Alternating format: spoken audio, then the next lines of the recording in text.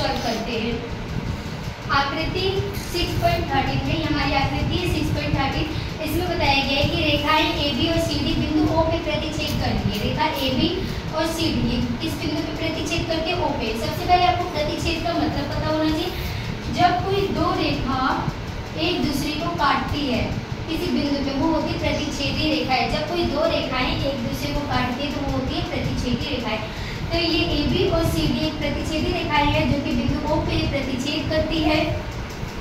यदि AOC और BOE angle AOC ये वाला एंगल, BOE ये वाला एंगल इक्वल टू 70 डिग्री है, इन दोनों एंगल का सम करेंगे तो हमारा 70 डिग्री ये हमें गिवन है, दिया हुआ है। और BOD एंगल BOD ये हमें दे रखा है 40 डिग्री।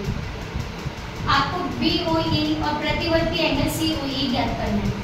इसलिए सबसे पहले हम लिखेंगे दिया है,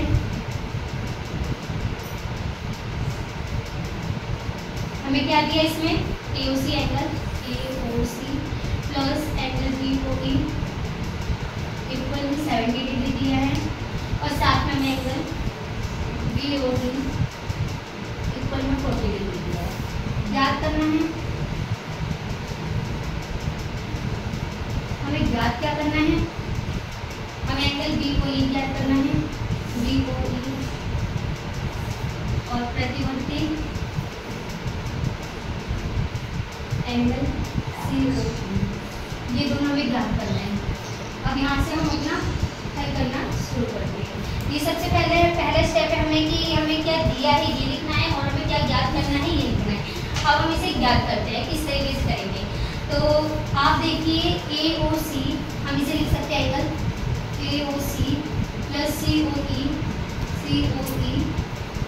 AOC COE plus EOB angle EOB equal में 180। जहाँ पे कोई एंगल, जहाँ पे ये तीनों कोण मतलब कि तीनों एंगल मिलके एक रेखा बनाते हैं तो वहाँ पे हम उसे कहते हैं रेखिक युग्म, जिनका सम करके 180 होता है। क्योंकि हमें पता है एक रेखा का सम 180 होता है, तो इसे हम किस प्रॉपर्टी से कहेंगे, ये हमारा क्या है रेखिक युग्म से 180 डिग्री है, रेखिक युग्म, जिसे हम इंग्लिश में लीनियर पेयर कहते हैं। तो यहाँ पे हमारा AOC ये वाला एंगल, COE ये वाला एंगल और EOB ये वाला एंगल, इन दो तीनों का सम हमारा 180 आ रहा है। AOC ये देखेंगे AOC और EOB हमें यहाँ पे दे रखा है BOE और AOC, ये दोनों का सम 70 दे रखा था। हम इन दोनों की जगह पे 70 लिख देंगे प्लस एंगल COE हमें अभी नहीं दे रखा है तो हम इसे ऐसे लिखेंगे और 180 एंगल COE इक्वल में 180, ये प्लस में 70 अपोजिट साइड या माइनस में 70 हो गया।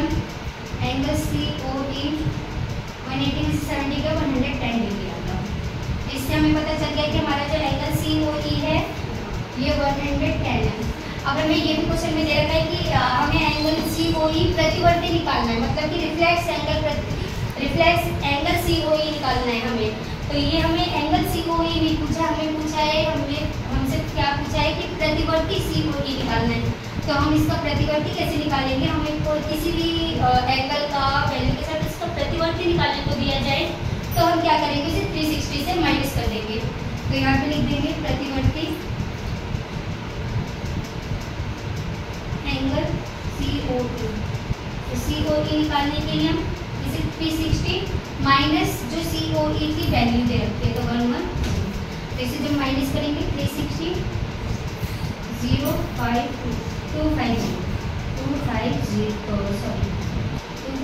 डिग्री, ये हमारा आ गया एंगल प्रतिवर्ती एंगल।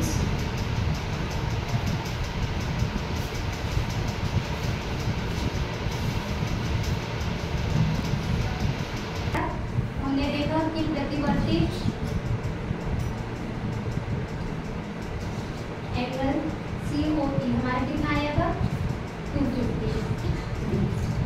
एक तो वैल्यू हमें निकल गई, हमें जो प्रतिवर्ती COE निकालना था एंगल ये तो हमें पता चल गया, बट हमें एंगल BOE इसकी वैल्यू नहीं पता चली तो हम इसे निकालते हैं।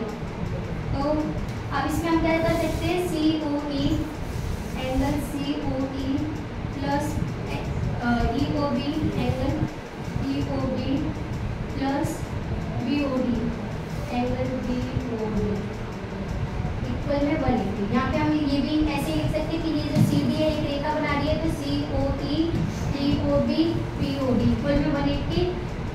लीनियर पेयर, हिंदी में से कहेंगे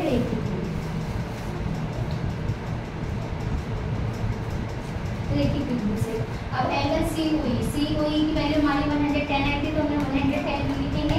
हम यहाँ पे प्रतिवर्ती एंगल COE नहीं लिखेंगे, जो COE का मान आया था वो उसकी वैल्यू लिखेंगे। तो यहाँ पे हमारा एंगल COE का मान 110 आया था, तो हमने यहाँ पे 110 लिखेंगे, प्लस एंगल EOB की हमें निकालना है, तो हमने यहाँ पे लिख दिया एंगल EOB प्लस में BOD हमें दे रखा 40 डिग्री, तो हमने यहाँ पे BOD की जगह 40 डिग्री लिख दिया।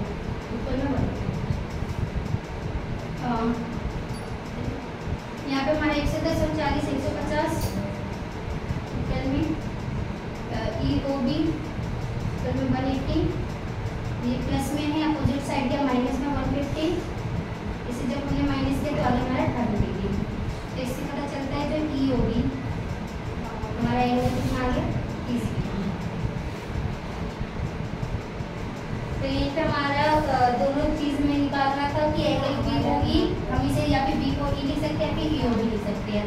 तो हमें BOE निकालना था, तो जो हमारी आगे वैल्यू BOE थी 30 डिग्री, और COE निकालना था, प्रतिवर्ती COE निकालना था, तो हमारे प्रतिवर्ती COE आ गया है, COE आ गया 250। यहीं पे हमारी ये क्वेश्चन समाप्त होता है। मुझे उम्मीद है कि आपको ये क्वेश्चन बहुत अच्छे से स्टेप बाय स्टेप आया होगा। धन्यवाद।